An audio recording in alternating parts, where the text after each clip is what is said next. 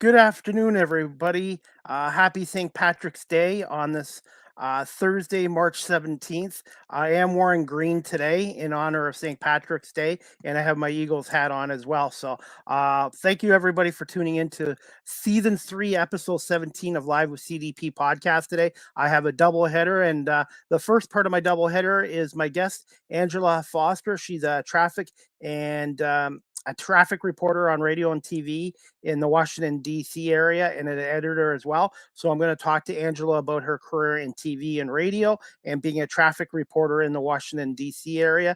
And if she's into sports and who her favorite sports teams are.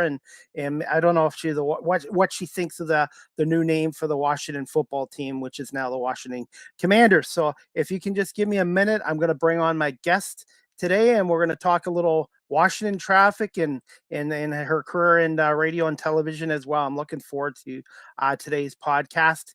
One second, I'm just going to bring up 1 second, and I'm going to bring her up right now. I just get so much stuff on my screen. It's not funny. So anyways, there she is. Hi, Angela. How you doing? Hey, Chris, how are you? Thank you so much for having me today. Well, thank you for coming on today as well. And I look forward to speaking to you a little bit about your career in TV and radio and being a traffic reporter and all that as well. Yes, so much. Let me first apologize to you if I sound stuffy. It's allergy season. For me, it hit early this year. So, yeah, I have on glasses, no contacts today.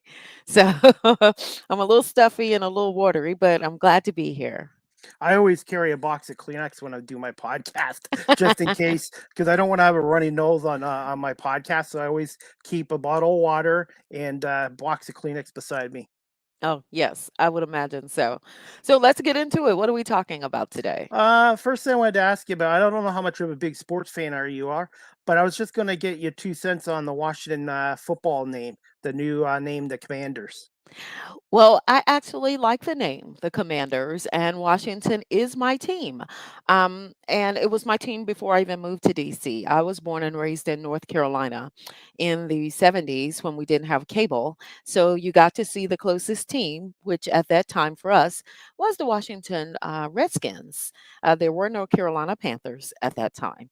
So everyone in my family, we all loved the Washington Redskins. And then after college, when I moved to Washington, D.C., it was just only natural that they would continue to be my team. I believe in rooting for the home team. But to answer your question, I like the name. I love the name Commanders. I was gonna say, and I'm happy they kept the colors, the Washington colors. So Oh, yeah, had to do that. I mean, we had to keep the burgundy and gold. Come on. definitely. I was gonna say we're rivals because I'm an Eagles fan and you're a Washington fan. So you now have Carson Wentz too. So what's your thoughts on former Eagle quarterback now quarterbacking Washington? Well, the league is so different now. This is not uncommon. Growing up, this would have been just a travesty, of course. But, I'm glad we have Colton. Hopefully, he's ready to take the burgundy and gold to another Super Bowl. We can't get too close to any quarterback or any player nowadays the way the league is. People move around a lot. So. Oh, definitely. And I'm going to be honest, a lot of people get mad at me when I say this, but Tom Brady played back in the 70s and 80s. His career would have been over with by 32, 33 because the game was more physical back Oh, then. yeah. And maybe, unfortunately, the quarterback was fair game back then, but there was also more headshots. I'm all in favor of eliminating the headshots because there's so many guys that have had brain injuries from the headshots and stuff like that. So I'm in Hmm. favor of that, but it's a different game than it was growing up back in the 70s and 80s. That's for sure. Oh, it most certainly is a different game. And although we can attest to it definitely was a more physical game, people's safety is so much more important. It really is. So I'm glad that we have the protocols we have now. I really am. Definitely. And a lot of news going on with NFL free agency right now and the trades and stuff like that. So the Eagles have made few little minor tweaks here, but we'll see. I think they're going to try to do it through the draft, which is in another month, I believe, the end of April in End of Las April, Vegas. yes. Yeah. Mhm. In Las Vegas. So we'll see what happens there. I do think that NFC East is open next year because Dallas, I think we both have a common a team we don't like. Dallas sucks. So I don't think Dallas is going to be as good next year. And I No. think it's going to open it up for the Eagles in Washington. And I think the Giants are in a complete rebuild. So really, I think it's going to be between Dallas, Washington, and Philadelphia for the East next year. Well, I think that's a good prediction, but I also think what you said is true with the Giants rebuilding the way that they are, and with the Eagles being wide open and the Commanders getting a new quarterback. It's just gonna. I think the East is going to be exciting to watch, if nothing else, because I hate to say it, but it's kind of anybody's first place to get at this point with what we are seeing currently. I think. Definitely. Now, Major League Baseball's returned. Are you a Washington Nationals fan by any chance? I am a Washington Nationals fan, but it's the same scenario growing up in North Carolina. Even going like to my grandparents' house, and my granddad would listen to Henry Aaron on the radio. So I became a Braves fan very early in life. Henry Aaron, I don't know why he never called him Hank, but yeah, my granddad would listen to the Braves on the radio. So, and we would get Braves games when we got games because of the regional. So I am definitely a diehard Atlanta Braves fan. The only time I will not root for the fans is when the Braves when they play the Nationals. Okay. And Yeah. they Braves just lost Freddie Freeman to Yeah. the Dodgers. Big money there, big money.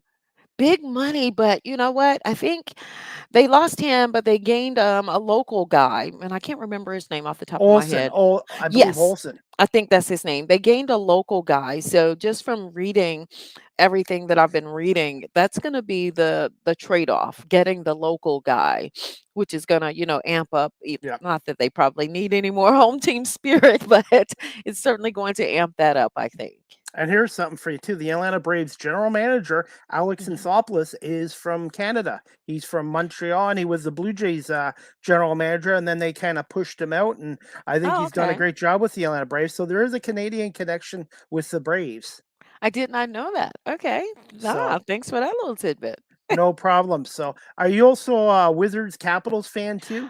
Wizards, Capitals, I love going to games. Capitals games are the best live. And I would imagine any hockey for that matter, but going Yes. to the Capitals games live is the absolute best. Yes, I'm a Wizards fan. I go back with the Bullets to West Onsell days Yeah. when I was young, and my brother was a big Bullets fan, and we were pulling for West Onsell. So, yeah, I kind of centered around the Washington teams, as you can see. As I mentioned, growing up in North Carolina, we didn't Yeah. have the Charlotte Hornets Hornets. either at that Yes. time. Mhm. Definitely. So, but I was gonna say, doing camera work. I'm doing camera work for a hockey team right now. It's a junior A team, which is a developmental league. It's like the equivalent of college football to the NFL. Okay. And the speed of the game for hockey, man. Mhm. When I first started, I was like, oh my god, I don't think I can do this. But once you learn how to do the camera work and then keep up with the players, because I think out of all the sports, hockey is the fastest sport. Oh, by far. I think I definitely agree with that. That's why it's Definitely. so exciting to be at the arena and see it live. Oh, definitely. It's one thing to watch it on TV, but when you're at that arena and I'm around the players and the fans and right by the ice, they have me on the corner rink, right by the right close to the ice surface. It's such a great. I get a great view of the game. Oh gosh, yeah. It So is. It's really exciting and by far the fastest.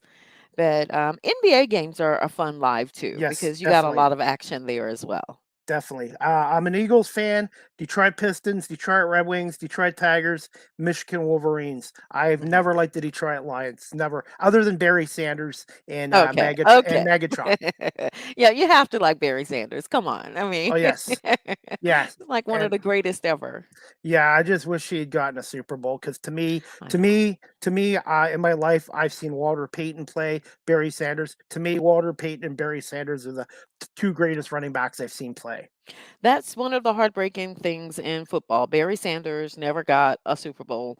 And to me, even though Walter Payton did win a Super Bowl, it was very heartbreaking for me to watch him not be able to score the touchdown. I will never forgive Mike Ditka for that. It's a personal vendetta that I have. Yes. I know it was such a nice little stunt or whatever to let William Perry run the football for the 1 yard, but Walter Payton deserved that Super Bowl touchdown.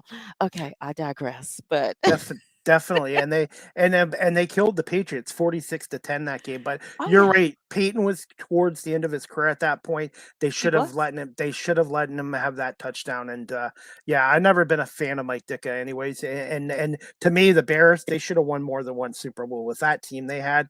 They Oh should have won gosh, more yeah. than 1 year. I thought So so too. But yeah, and I know people say I'm petty for still carrying that, but yeah, I was so heartbroken, Chris. I was devastated watching it. I yeah, could not believe that they didn't let Peyton run that ball. But anyway, moving. yes. Let's move on. Let's move on. Okay, definitely. I was gonna say first thing I wanted to ask you, Angela, is can you tell my audience here in Ontario just a little bit about yourself and when did Okay. you decide to pursue a career in broadcasting and TV and radio? Wow. Okay. Well, I am, as I mentioned, from North Carolina, rural North Carolina, small town Henderson. And I grew up in Warren County, the neighboring county. I grew up believing I was going to be a teacher. That was my first love. Before I even went to school, I knew that's what I wanted to do. But it wasn't until my freshman year in high school, which at that time, believe it or not, we had junior high. So we were seventh, eighth, and ninth grade. And we had a class in our junior high school called Career Exploration.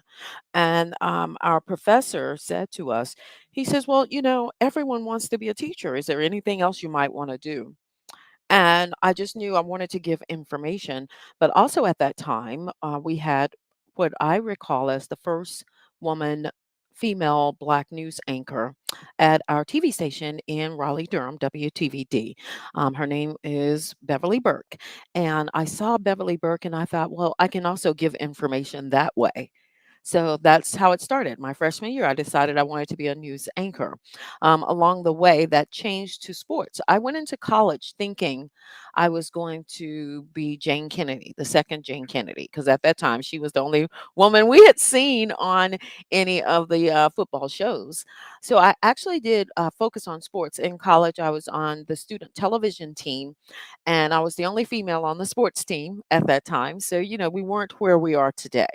So, but I did eventually, of course, change from sports and I got into traffic as we fast forward some years when traffic reporting became popular. I love the fact that it was real time reporting.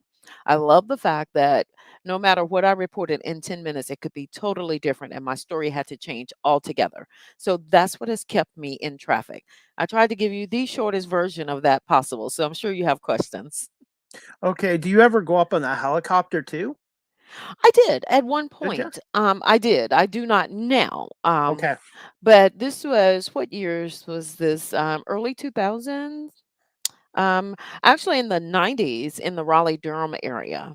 I got to fly in a helicopter at Foxy 107 in Durham, and I was the Sky Fox. But it didn't last long because one of our choppers went down, unfortunately, and I told my manager I didn't feel safe doing it anymore. So then they put me in the studio and just had the helicopter sound effect after that. Okay, definitely. I've never even been on one, so um, I wouldn't mind trying it once for the experience, but I don't know if I'd want to do it on a regular basis. Well, that's what happened with me, doing it on a regular basis. We would all meet in Wake Forest at this airfield. I don't remember the name. And I think she was on G105. I'm not sure. She was on a Raleigh station. And I was on Foxy 107 and WDUR, which was the Durham Gospel station. So there were several people going up in helicopters. But, these guys were trained to fly us. But I mean, you could tell it just wasn't the safest thing in the world to do it every day, morning and afternoon. So after that happened, that was my way out, unfortunately or fortunately, however you want to look at it. Obviously, it was easier for me to be in studio, but flying is more authentic when you literally see it and you're reporting Mhm. it. Yeah. Definitely. I haven't even been on an airplane yet. I guess at some Oh, point I'm really? gonna. Yeah. I had a fear of flying before 9/11, and then after Okay. 9/11 happened, I'm like, I don't think I ever want to get on a plane. I think what it is I'm so used to driving myself everywhere. Yeah. I'm not comfortable having somebody else drive me or fly me, and Ah. so but I will eventually have to get on an airplane one day. You will. I mean, you will. And you know, the safety that was in the 90s. I'm trying to I don't know what year, but I was at Foxy 107 in Durham. So, not sure what year it was. But then I eventually moved to Washington D.C. and you know, got back into it. Not even into traffic initially. I initially took a job as a, talk show host. And that kind of morphed into me getting a part-time gig back in traffic. So, and I love traffic, so it's very easy for me to do my job. Yeah, I do a lot of commuting to work, so commuting to Toronto is bad too. Toronto is Canada's version of New York City for traffic, or LA Yes. for traffic. Hmm. It gets crazy. So, but yeah, hey, but you know what? People like yourself are huge because when I go to work, well, maybe not now work in the midnight shift, but when I was working the day shift, Uh I huh. would first thing in the morning I would turn on the radio and listen to the traffic report. Oh yeah. That way, sorry. No, I was saying, oh yeah, that's it's like one of the most important parts of a newscast to know what's happening traffic wise because it can pretty much change your entire day. Definitely, because if I find out the 401, which is our major highway here, is all clogged up, because I drive into the Greater Toronto area, I then have two or three back ways of taking. So to me, when I was working day shift, that was the first thing I would put on, not the TV, but the radio to listen to the traffic report from Yeah. yeah. So people realize how important that is, especially when you're working day shift. Oh my gosh, yes, the morning rush. And Chris, if I may, I want to backtrack because I'm trying to do more things like come on your show. Like you know, I just kind of stay away from these kinds of things. I don't know why. But I want to backtrack to you were asking me how did I get into what I'm doing, and I made that decision my freshman year in high school. So then, fast forward to my junior and senior years in high school, I had my mind made up that I wanted to go to college in Virginia at Hampton Institute at the time. It's now Hampton University, and it is a historically black college. Has an incredible journalism school, and I was just so proud and so happy. That's where I wanted to go. But it didn't quite work out that way. My parents were looking at the cost of this private institution as opposed to a state supported school in North Carolina. So, some people it wouldn't have been a choice, but for me, Hampton was my first choice. But then once I had to choose a state supported school in North Carolina, it was an easy choice for me to go to UNC Chapel Hill. And I was very fortunate because at that time I thought I was going to be working in sports. So I had like the world of sports at my fingertips and didn't even realize it at that time that, you know, my freshman year, Sam Perkins and Michael Jordan were on the cover of Sports Illustrated because they were seniors and juniors at the school where I was attending. You know, and I didn't realize the magnitude of what was happening around me at that time. Definitely. And that Hampton Institution School, one of my favorite old time Pistons, I believe, went there. Rick Mahorn, one of the bad boys. Rick Mahorn, I I think you think, may be right. yeah, because he's one of my favorite, and I believe that he went there. And I know Joe Dumars was one of my other favorite players. He went to McNeil State. So Yeah, I have an encyclopedia when it comes to sports and I know you remember do. stuff. So so I love sports, and it's a passion of mine. Oh, yes, I know you do. But yeah, it was very easy to not realize because you were in the moment of just living. I was just a freshman from Warren County High School. Um, and to be in the class, I took a psychology class, and Michael Jordan was in my class. But I took another class, and Sam Perkins was not in that class, but we had a class right beside each other. But at that time, you're just a freshman, and you don't realize how big and famous these guys are at that time. For me anyway, that's the way it Wow. was. Yeah. Wow. And the one thing is, when I'm doing this podcast, I think I wasn't ready even in my 20s. I didn't really know what I wanted to do in my 20s. And I don't think I could have done this back then because I was always in awe of people, especially athletes or famous people. And now when I do this podcast, I talk to everyone like I'm at a hockey arena or baseball park or just like a regular conversation with a friend. Oh, yeah. I think it's way more informative that way because to me, I tend to tune in when people are having more of a regular conversation like you and I are having. I tend to be more in tune to it as opposed to the strict formalities and the way that we were taught to do interviews. And I'm not saying that that shouldn't be, Hmm. but for a podcast and especially a sports podcast or something that is of just interest, yeah, it's to me it's better received in conversation form like this. Definitely, and I still do a lot of sports podcasts, but I'm spreading my wings and branching out to other areas as well because I love asking questions and learning new stuff. And I just think it's the more I can do or interview other, not interview, but speak with guests and Mhm. have good conversations. I think that will help me in the future. Oh, it definitely will. It will, it will. I just, I love what you're doing. I've had so many people ask me, how come I'm not doing something like this? Eventually it may happen. I'm pretty sure it will. Definitely, I've learned a lot too. I When I first started this, I wasn't very good, and everything was all scripted and that. And I Uh-huh. finally started talking to guys like Eric Smith from the Toronto Raptors and other guys. And it took me a while to get guests on. And then when they came on, they just said, "Chris, just speak naturally. Talk to Yeah. us like you're at an arena or whatever, just like having a conversation with you at a coffee shop or whatever like that." And it makes for better conversation. And it's okay. Right. And it's okay Exactly. and it's okay to write down questions or have stuff that you want to talk about as well, but just have a natural conversation with your guests. Oh, absolutely. Absolutely. So it's only natural for me to like just be in interview mode myself. So I'm that person. I want to know things about people. Like, what's your favorite color? What's your favorite color, Chris? My favorite color, Mhm. I would say, I would say, I would go with blue, Blue? powder blue. I like red, but I would say powder blue, Okay. Hmm.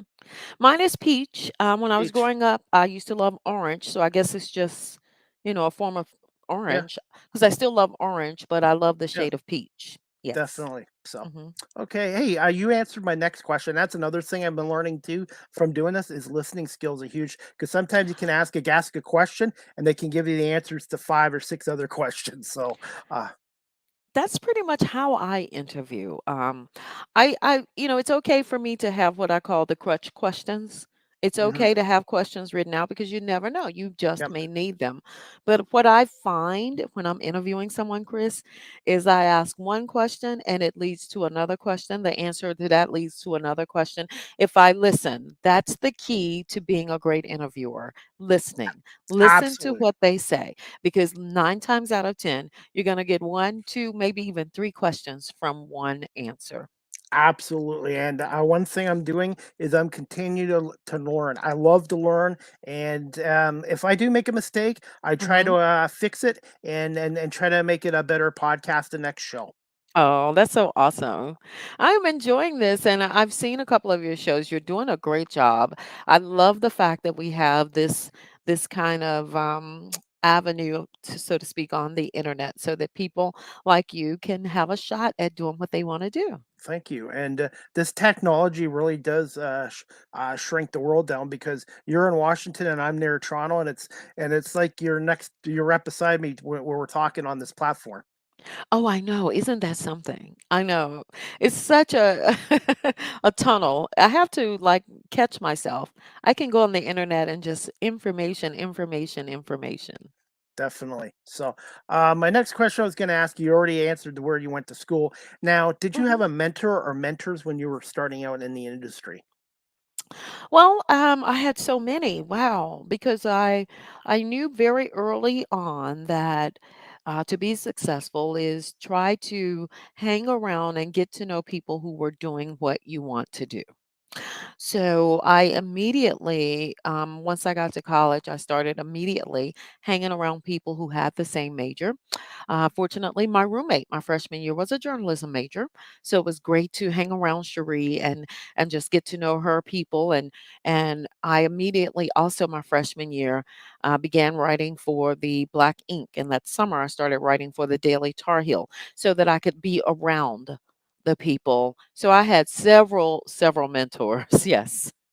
Okay, because this is one of the questions I like to ask with my guests when they're in different professions or industry, if they have had a mentor or mentors in that. And I've got a few right now that are giving me advice and helping Mhm. me try to improve. So I feel it's important to have them if you are lucky enough. Oh, that's the thing. You have to be lucky enough. And, if you're a nerd like me, if you hang around Swain Hall or, hang around the buildings where these classes are being taught and ask questions. Don't be afraid to ask people questions. Not everybody in the world is nice. Oh, well, move on to the next person. Definitely. And there's never a dumb question. And the only way you learn is by asking questions. It is. It truly is the only way you'll learn. And Definitely. to just throw yourself out there. You're never going to be ready. I hear people say, well, I'm not ready. Oh, you're never going to be ready. You just got to go out there. Definitely, and, like I said, I'm was doing this podcast 3, 4 times a week and Hmm. also doing my camera work.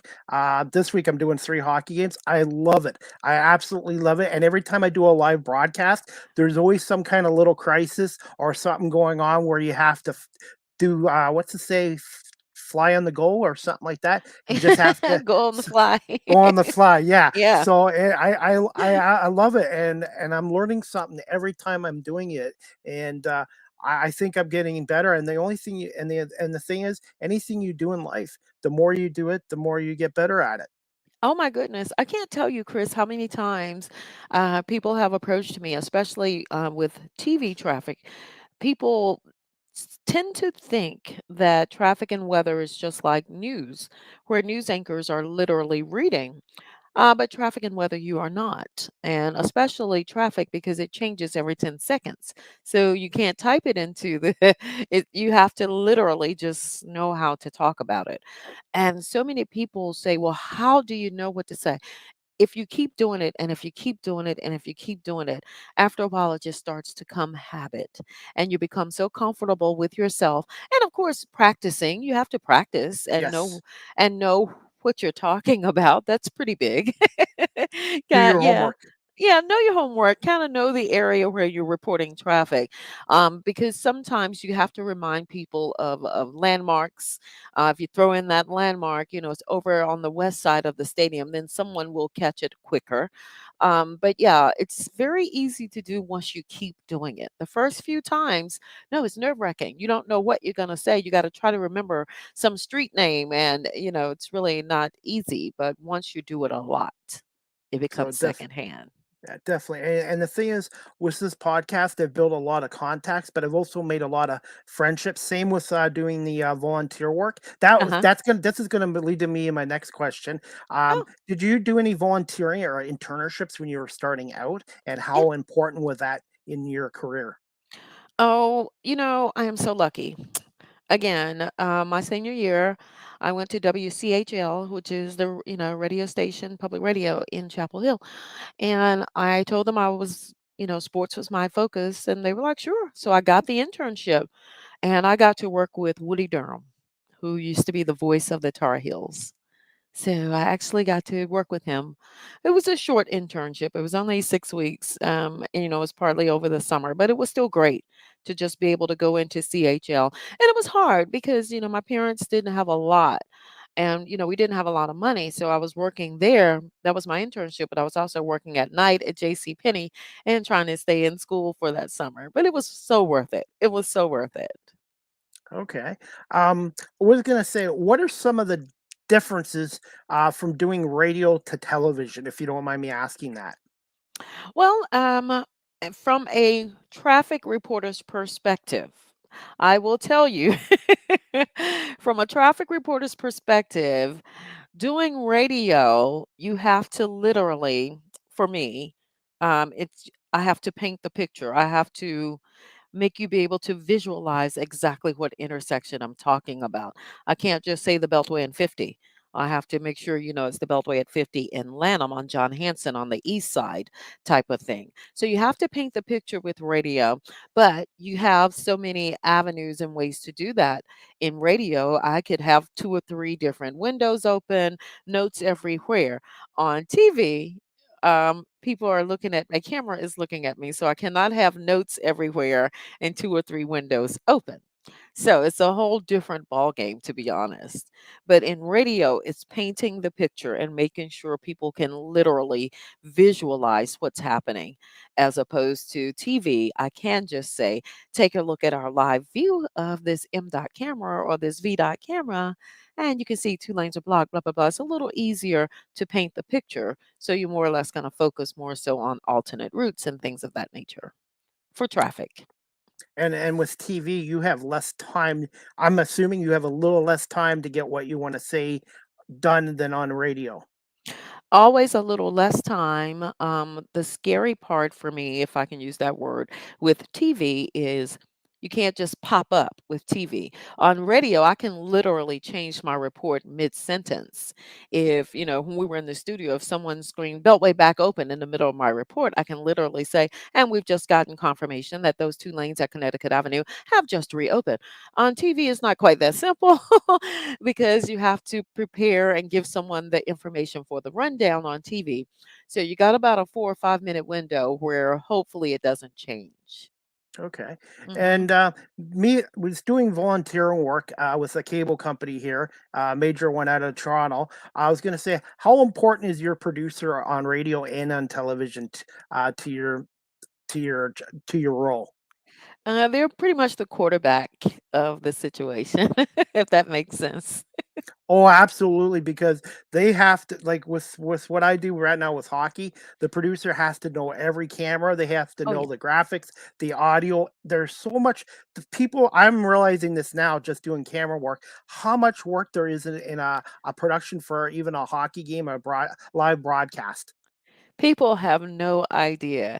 They see one or two people and they have no idea how many people are behind the scenes. The producer, as I mentioned, that's the quarterback of the whole operation within itself. But it's so many other players as well, associate producers, executive producers, and so many other players, directors, floor directors, and all kinds of people, audio.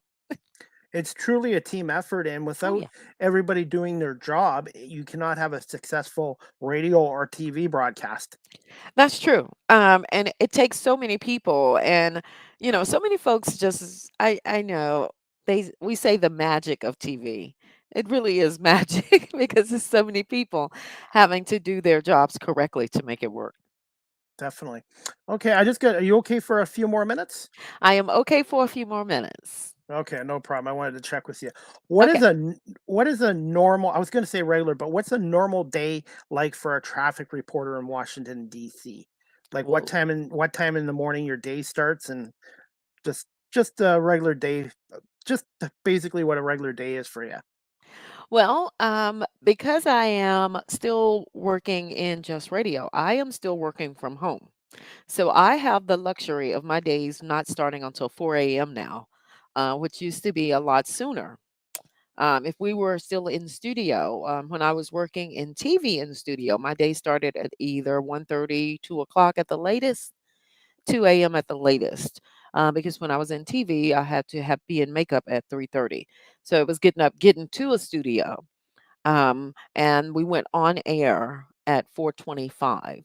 So that meant by 4:10 at the latest, you had to be in place to check audio and all this other stuff to get started. So before all of that takes place, though, you still got to make sure you know what's going on, get the right cameras to show, have the right maps ready to go. So it's a nonstop affair. You got to put on microphones, IFBs, all this other stuff. In addition to, that was one of the things one of my cousins used to say, your hair. And I was like, you really think I'm looking at my hair? I don't have time to look at my hair. I'm sorry. I, I just have to hope it's in place after it gets done. My hair, I'm not looking at my hair. Being a traffic reporter is truly a nonstop affair, whether you're doing it on radio or on TV. And especially working for total traffic, where we don't just, there's no guessing. Everything has to be verified. And our producers are working so hard on the phone, calling people, getting information to make sure that our information is correct. Being accurate and being consistent is huge. Very, very huge. It's pretty much the whole ball game right there. We must be accurate. Okay, and I just got two more questions I wanted to ask you. What do you enjoy the most about being a traffic reporter, editor, and what is the hardest aspect of the industry, if there is any? The hardest aspect of the industry is knowing that most of the things I talk about means that someone is really having a bad day. And that's as cliche as it sounds, it's true. It's very unfortunate, but if I'm talking about an accident where lanes are being blocked on the belt, somebody is having a really bad day. And sometimes that can get in my head. That's the hardest part. Not to mention a lot of times there are fatalities. So Hmm. you have to be able to report that and not think about the fact that someone just literally lost their life. That is the hardest part about being a traffic reporter to me. The easiest part about being a traffic reporter to me is once the day starts, once that first report starts, it's nonstop. My workday goes fast. It's nonstop. It's making sure people know what they need to know. So it's a nonstop. So my workday goes really fast all the time. And the thing is, you're also helping a lot of people to take other routes, avoid areas that are congested, and you're basically making an impact of their lives. Oh, definitely. And that's why I said accuracy is it. We have to be correct. We can't go out there incorrect. And I'm so glad that Total Traffic, the people I work for, think that way. Our managers and the people who are in charge. And a part, even as we're owned by iHeartMedia. So I love that. I love that fact that we do get to help people. And we're such an integral part of a lot of people planning how they're going to navigate. And I put the website down on my ticker too.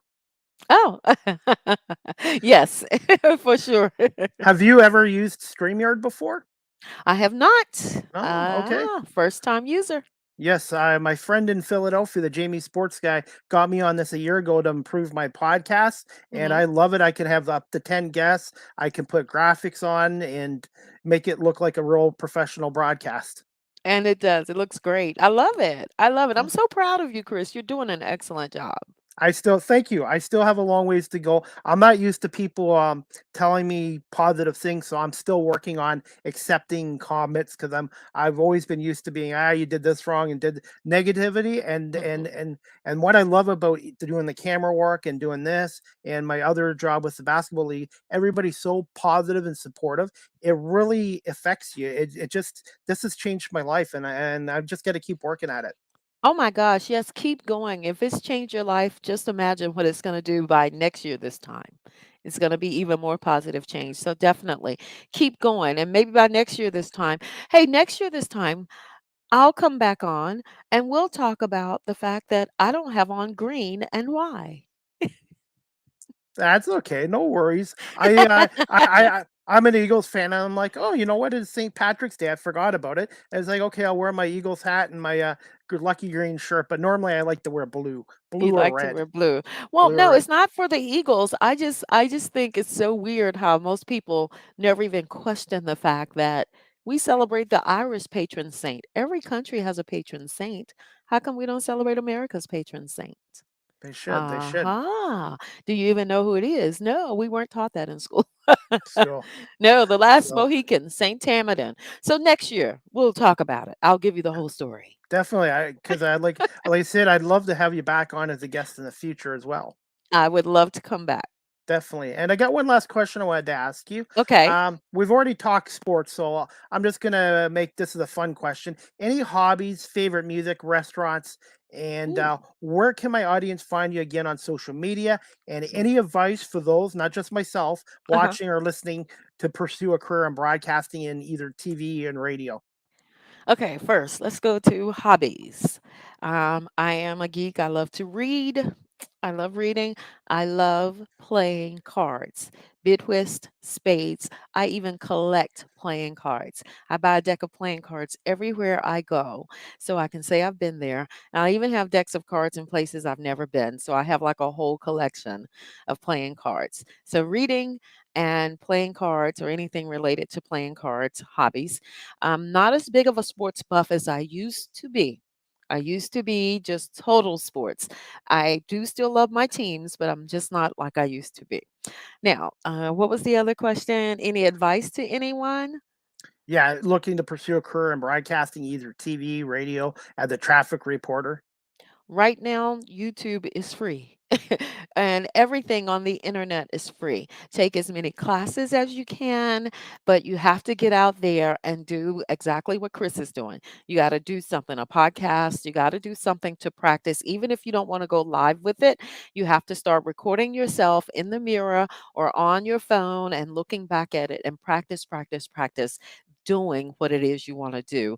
Once you practice a lot, you'll put yourself in spaces and start being around people who are doing it and take advice from people like Chris and anyone else on the internet who is doing it who can help you break in. Okay. And building contacts is huge in this industry. Yes. Definitely. Building contacts is huge. Having said that, Angela Traffic, that's me, because I'm a traffic reporter. And honestly, I was not going on social media, but I had to for my job.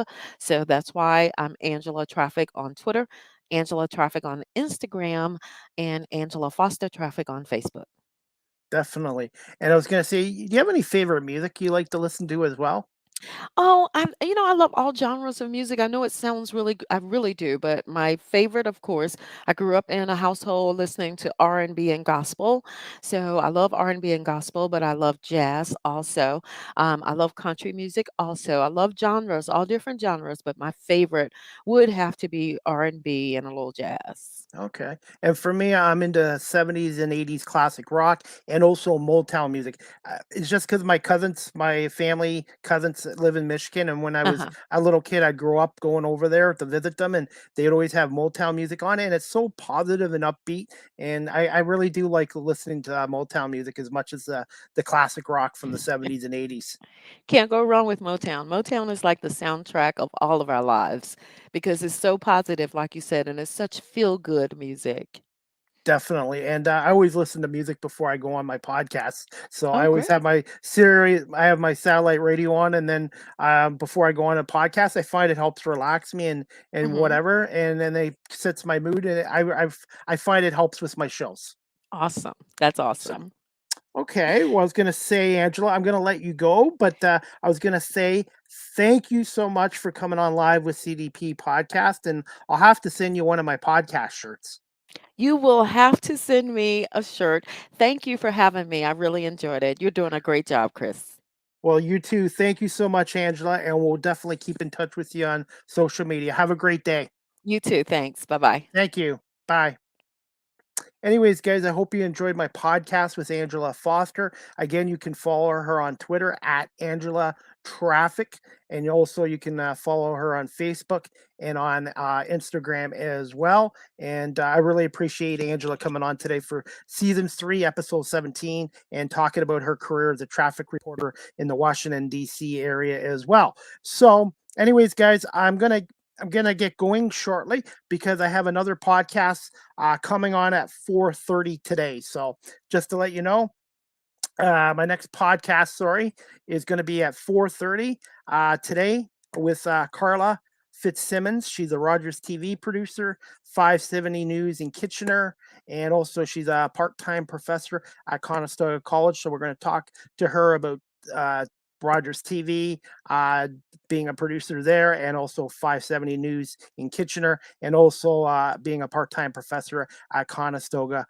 College in the Kitchener Waterloo area as well. So I hope you guys can all tune in, and we'll see you back here at 4:30 today for season 3, episode 18 of Live with CDP podcast. Just want to say thank you again to Angela Foster, my guest, for coming on.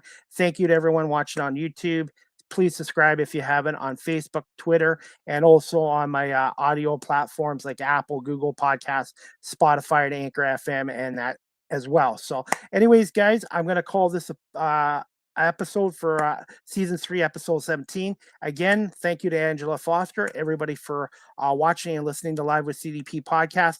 And we'll see you guys at 4:30 with my next guest, Carla Fitzsimmons from Rogers TV. Have a great day, guys, and we'll talk to you in about another hour.